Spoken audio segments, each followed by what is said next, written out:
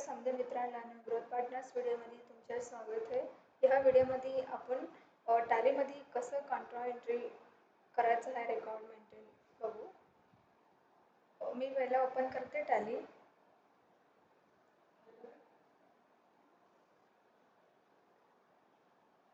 तुम्ही इथे बघू शकता, हे गेटवे ऑफ टॅलीचं स्क्रीन असते. आपण व्हाउचर क्रिएट करायचं असते ना, जस्ट सिलेक्ट व्हाउचर्स. तुम्हाला इथं राईट साईड ऑप्शन पण दिसते shortcut keys F6, F7, F4. आपण आता कॉन्ट्रा एंट्री पास करायला F4.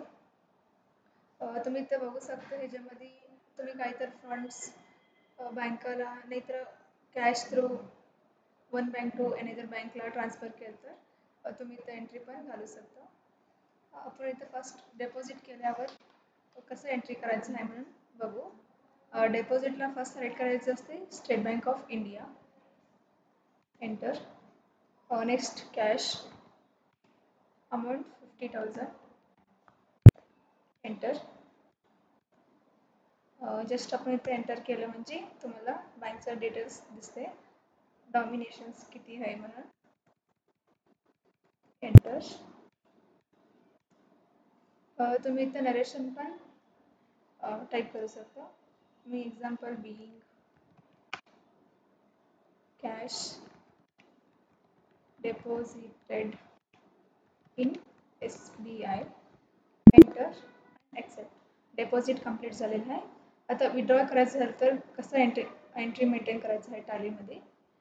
विड्रॉला फर्स्ट सिलेक्ट करायचं असते कॅश, पर्टिक्युलर्समध्ये State Bank of India. Amount असते 30,000.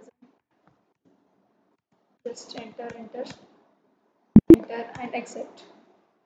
तुम्ही ही एंट्री केलेलं बघायचं आहे तर बॅक डे बुक तुम्ही बघू शकता.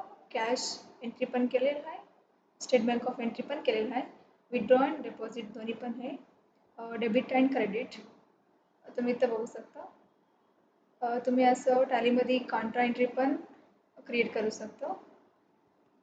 तुम्हाला काहीतरी डाऊट्स आले तर आमचं डिस्क्रिप्शन बॉक्समध्ये नंबर असते, तुम्ही कॉल करू शकता. थँक्यू.